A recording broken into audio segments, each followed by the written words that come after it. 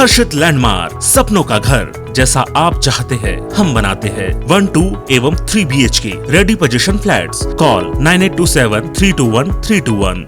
हम हैं Singhania Buildcon. MP में सरकार बेरोजगारों को रोजगार देने के वादे कर रही है, बावजूद उसके प्रदेश में 30 लाख से ज्यादा युवा बेरोजगार हैं और रोजगार की मांग कर रहे हैं। प्रदेश के सरकारी विभागों में 1 लाख से ज्यादा पद खाली हैं, लेकिन पिछले 2 साल से प्रदेश में भर्ती ही नहीं हुई। जैसे तैसे कुछ भर्तियां, कुछ परीक्षाएं हुई जो किसी धांधली और अन्य गड़बड़ियों के चलते निरस्त हो गई। आए दिन बेरोजगार प्रदर्शन कर रहे हैं, लेकिन बिगड़े सिस्टम और अफसरों की लापरवाही के चलते व्यवस्थाओं में सुधार नहीं हो पा रहा है।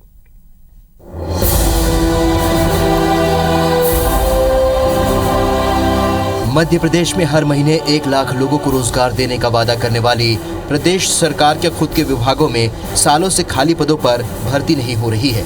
सरकारी नौकरी की चाह में सालों से इंतजार कर रहे युवा ओवर एज होते जा रहे हैं। स्थिति यह है कि वर्ष 2019 में हाई स्कूल और मिडिल स्कूल के खाली पदों को भरने के लिए एग्जाम हुए थे। इन दोनों परीक्षाओं के पात्र उम्मीदवारों को संबंधित विभाग नियुक्ति नहीं दे पा रहा है। इसके बाद वर्ष 2020 में प्रदेश में एक भी भर्ती परीक्षा नहीं हुई।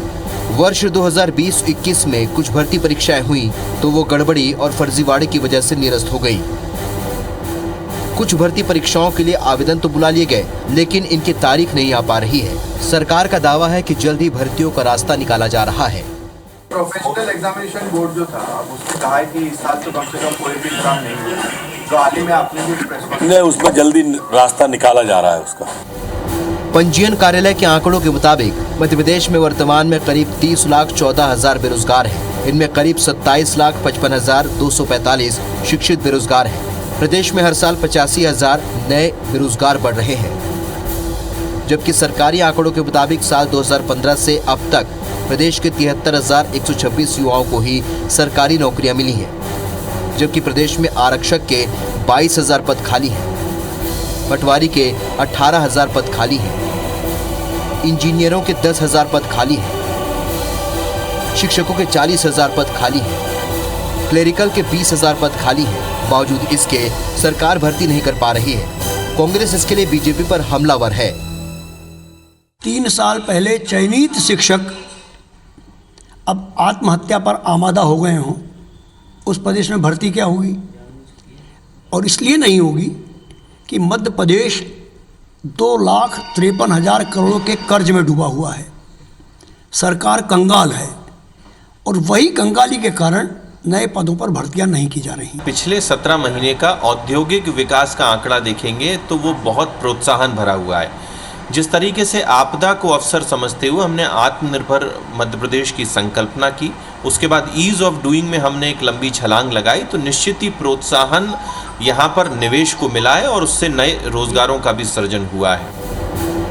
बीजेपी हो या कांग्रेस, चुनाव के समय बेरोजगारों को काम देने के बड़े वादे किए जाते हैं, लेकिन सत्ता में आते ही ये वादे हवा हवाई हो जाते हैं। बेरोजगारों को न तो रोजगार मिलता है और न ही बेरोजगारी भत्ता।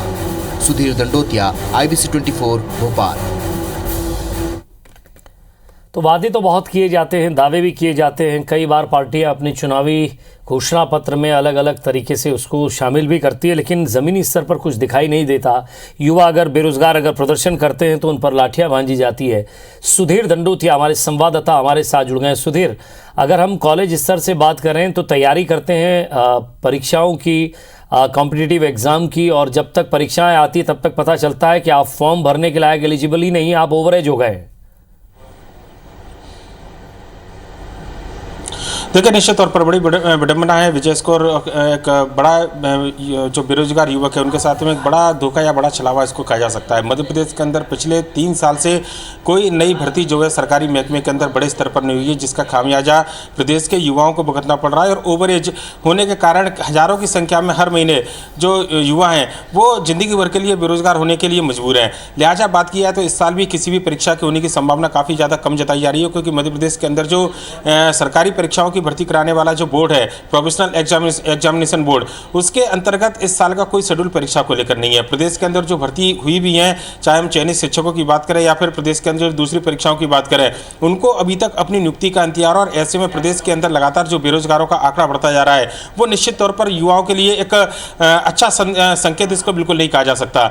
मध्य प्रदेश में कुल मिलाकर अगर बात करें तो 30 लाख से ज़्यादा ऐसे युवा हैं जो प्रदेश के अंदर बेरोजगार हैं। प्रदेश के अंदर हर 6वें घर में एक बेरोजगार को देखा जा सकता है। और सरकार जो बात करती है, चाहे घोषणा पत्र की बात करें, बीजेपी के घोषणा पत्र में शामिल किया गया था कि मध्य प्रदेश में हर साल जो है 2 लाख से ज़्यादा युवाओं को रोजगार दिया जाएगा। और कांग्रेस भी जब सरकार में थी तो उस समय बेरोजगारी भत्ता देने की बात की गई थी, पर ना तो रोजगार मिला, ना बेरोजगारी भत्ता मिला, और आंकड़ा जो है लगातार बढ़ता हुआ नजर आ रहा है। और इस साल जब प्रोफेशनल एग्जामिनेशन बोर्ड का जो शेड्यूल है, उसमें किसी भी भर्ती परीक्षा को लेकर कोई तारीख निर्धारित नहीं की गई है। ऐसे में ये आंकड़ा बढ़ने की और उम्मीद जताई जा रही है। और ये माना जा रहा है, पिछले दिनों हमने देखा था कि अगस्त में किस तरीके से भोपाल के अंदर बड़ा प्रदर्शन हुआ था, जिसमें बेरोजगार युवाओं ने जब रोजगार की मांग की थी तो लाठीचार्ज तक उनके ऊपर किया गया था। और चयनित शिक्षकों की जो महिलाएं थी, उनके ऊपर भी कहीं ना कहीं पुलिस और प्रशासन की बर्बरता देखने को मिली थी।